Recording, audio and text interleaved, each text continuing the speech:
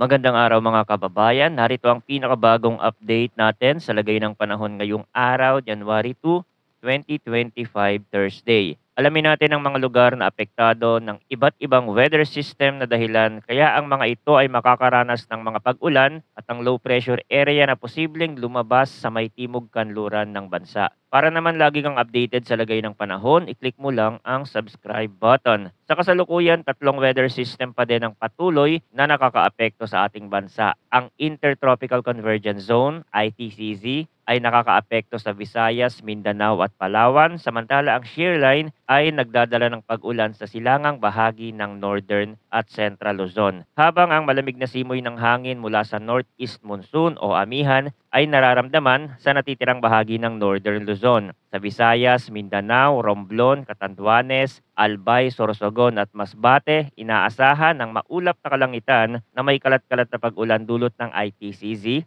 Ang mga pag-ulan na ito ay maaaring magdulot ng posibleng pagbaha o landslide lalo na sa mga mabababang lugar o malapit sa bundok. Sa natitirang bahagi ng Bicol Region, Quezon, Marinduque, Aurora, Isabela, Quirino at Cagayan, asahan ng maulap na kalangitan na may mga kalat-kalat na pag-ulan dulot ng shear line. Ang mga rehiyong ito ay kailangan maghanda sa posibleng pagbaha at landslide dulot ng moderate hanggang sa minsanang malalakas na pag-ulan. Samantala, ang Cordillera Administrative Region, natitirang bahagi ng Cagayan Valley, at Ilocos Norte ay makakaranas ng maulap na kalangitan na may mga pag-ulan dulot ng amihan. Bagamat malamig ang panahon, maaaring magdulot ng pagbaha o landslide ang tuloy-tuloy na pag-ulan. Sa natitirang bahagi ng Ilocos Region, bahagyang maulap din ang kalangitan na may mahihinang pag-ulan ang mararanasan dulot ng amihan. Walang inaasahang malaking epekto, ngunit makabubuting mag-ingat pa rin. Sa Metro Manila at natitirang bahagi ng Luzon, bahagyang maulap hanggang maulap na kalangitan ang inaasahan na may pulupulong pag-ulan. Dulot pa din yan ng shear line. Ang mga thunderstorm na ito ay maaaring magdulot ng biglaang pagbaha o landslide sa ilang lugar. Ayon naman sa pinakahuling weather advisory ng Pag-asa, ito yung mga lugar na makakaranas ng pag-ulan sa ating bansa. Ngayong araw, inaasahan ng moderate to heavy rainfall sa Cagayan, Isabela, Apayao, Aurora, Quezon at Camarines Norte. Bukas, January 3, makakaranas ng heavy to intense rain ng Cagayan at moderate to heavy naman sa Isabela, Apayao, Kalinga, Mountain Province, Aurora and Quezon. Sa Sabado, January 4, heavy to intense ang mararanasan sa Isabela, habang moderate to heavy naman sa Cagayan, Aurora and Apayao. Ang mga pag-ulan na ito ay maaaring magdulot ng pagbaha sa mga mabababang lugar at pagguho ng lupa sa mga bulubunduking lugar. Silipin din natin yung tropical cyclone threat potential update ng Pag-asa. Hindi pa ito yung latest, hindi pa siya na-update. So same pa din yan by January 3 to January 9, posibleng may mabuo na low pressure area sa may southwestern portion ng Philippine Area of Responsibility, pero mababa ang tsansa na ma-develop bilang isang bagyo. Gamit ang ibang weather model, makikita na natin